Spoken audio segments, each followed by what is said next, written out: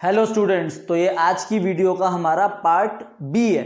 ठीक है स्टूडेंट्स, तो देखो मैंने अभी आपको जो पीछे करवाया है उसके अंदर जो मैंने आपको क्वेश्चन कराया था उसके अंदर 2 साल गिवन थे, पर अब जो मैं आपको क्वेश्चन कराने वाला हूं उसके अंदर सिर्फ एक ही साल की फिगर गिवन होगी। और जब एक ही साल की फिगर गिवन होगी तो फॉर्मेट कैसे बनेगा? Particular, note number, absolute amount और वो साल, और percentage of balance sheet total और वो साल। अब देखो क्वेश्चन जो मैं आपको कराने वाला हूं, जो आपकी डिस्प्ले पे शो हो रहा होगा, इसके अंदर हमें ना क्वेश्चन का फॉर्मेट बना के दे रखा है।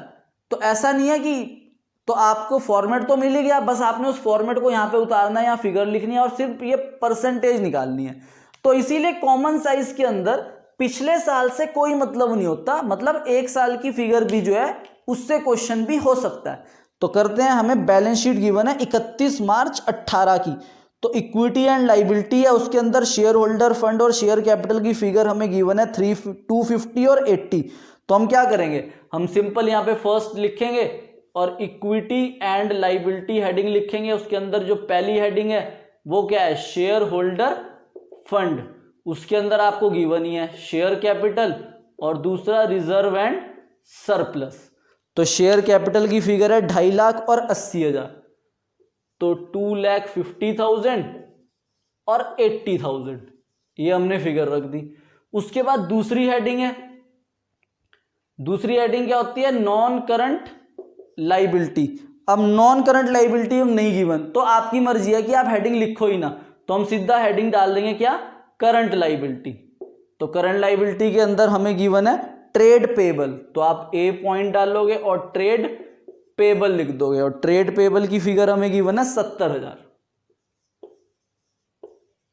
ठीक है, इसका टोटल कर दोगे यहां पे बैलेंस शीट का, तो 250 और 80, 330 और 70, तो ये 4 लाख हो गया इधर का सम। अब इसके नीचे आप दूसरी हेडिंग डालोगे, सेकंड एसेट्स। ठीक है भाई, अब एसेट्स के अंदर आपको गिवन है नॉन करंट एसेट। तो पहली कौन सी होती है, पहली होती है नॉन करंट एसेट, उसके अंदर पहली हेडिंग है फिक्स्ड एसेट। और फिक्स्ड एसेट की आपको टेंजिबल और इनटेंजिबल दोनों गिवन है, तो आप फर्स्ट लिखोगे टेंजिबल एसेट और सेकंड लिखोगे इनटेंजिबल एसेट। टेंजिबल एसेट आपको कितनी गिवन है, 160 और 20, तो 1,60,000 और 20,000। ठीक है भाई, उसके बाद आपको करंट एसेट्स गिवन है, तो सेकंड आपको गिवन है current assets.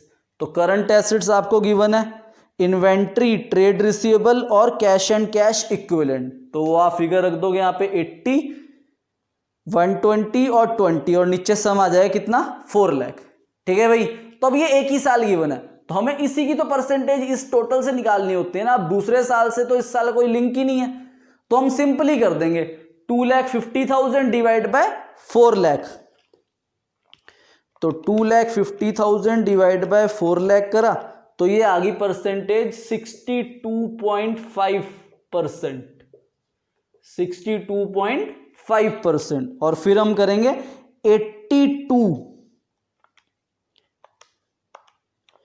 2,50,000 divide by 4 lakh, तो 62.5% आ गई। और फिर आप क्या करोगे, reserve and surplus 80,000 divide by 4 lakh, तो ये आ गया 20%, तो ये 20% लिख दोगे। ठीक है, उसके बाद 70,000 डिवाइड बाय 4 लाख, तो ये आ गया 17.5%, और यहां सम करोगे तो वो 100 हो जाएगा। ऐसी फिर 160 डिवाइड बाय 4 लाख, उसकी परसेंटेज 20,000 डिवाइड बाय 4 लाख, तो उसकी परसेंटेज। तो इसीलिए कॉमन साइज जो बैलेंस शीट है या common size statement of PL जो हम करेंगे उसके अंदर आपको जो है क्वेश्चन किसी के साथ भी जुड़ के मिलके आ सकता है। आई बात समझ में? तो इंडिविजुअल फिगर भी आ सकती है और 2 साल का भी गिवन में हो सकता है। ठीक है स्टूडेंट्स, तो होप आपको ये क्वेश्चन समझ आ गया होगा। ठीक है भाई,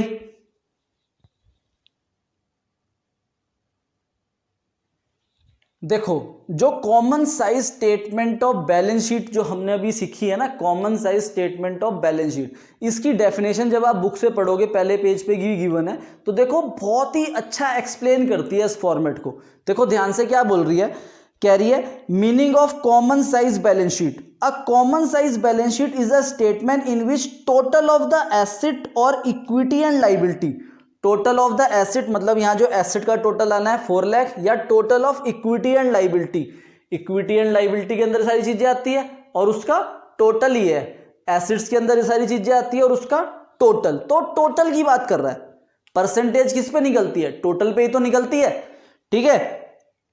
तो क्या लिखा है, a common size balance sheet is a statement in which total of assets और equity and liability is assumed to be equal to 100। तो हमने इन टोटलों को क्या एज्यूम कर लेना है, 100 एज्यूम कर लेना है। आई बात समझ में, तो इन्हें 100 एज्यूम कर लेना है। And all the figures are expressed as percentage of the total, और जितनी भी फिगर्स है उन फिगर्स को हमने इस टोटल के ऊपर परसेंटेज निकालनी है, ठीक है, ताकि ये जो 100% है ये इन सब का परसेंटेज का टोटल ही तो है। तो वही लिखा हुआ है, all the figures are expressed as percentage of the total, in other words each asset is expressed as percentage to total asset and each item of equity and liability, और equity and liability की जो each item है वो भी क्या दिखाएगी, is expressed as percentage of total of equity and liability, ठीक है भाई।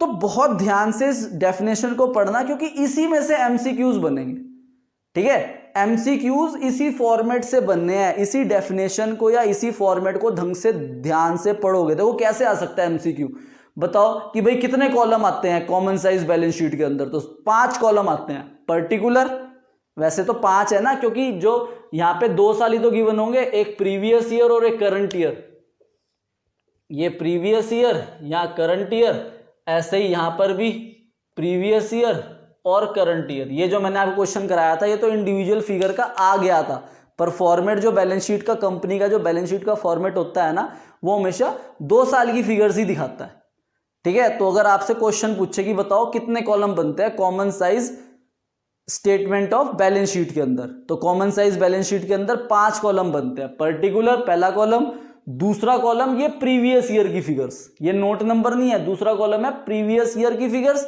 फिर तीसरा कॉलम है प्री करंट ईयर की फिगर्स, फिर चौथा कॉलम है प्रीवियस ईयर की परसेंटेज, और फिर 5वां कॉलम है करंट ईयर की परसेंटेज।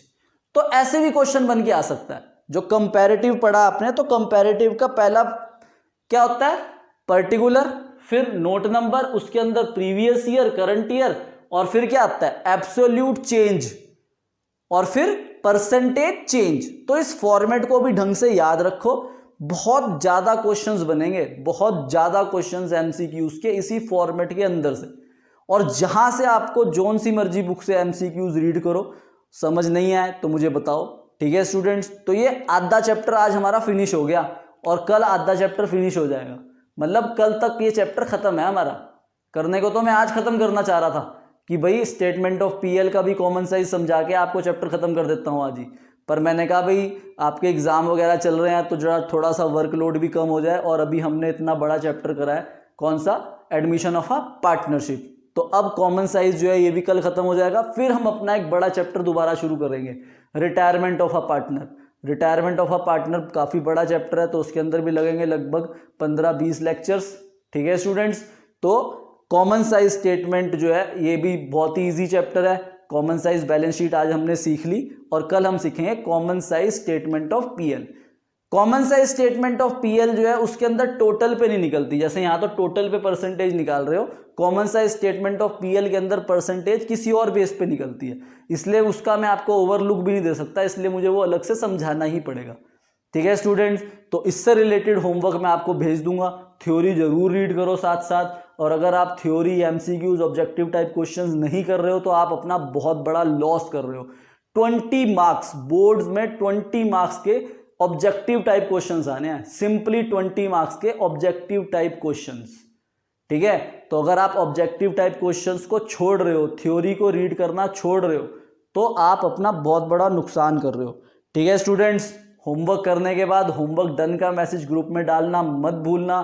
ठीक है, आज जो कल भी काफ़ी सारे बच्चों ने होमवर्क नहीं करा या होमवर्क डन का मैसेज नहीं करा, वो तो चैप्टर लास्ट लेक्चर था इसीलिए चलो कोई बात नहीं, पर आज होमवर्क डन का मैसेज आ जाना चाहिए रात को 9 बजे से पहले। और कोई भी किसी को कोई भी प्रॉब्लम है तो वो भी 9 PM से पहले जो है मुझे ग्रुप में होमवर्क डन के साथ लिख के भेज दें। ठीक है स्टूडेंट्स, घर पे रहो, सुरक्षित रहो, stay home, stay safe. Bye bye students.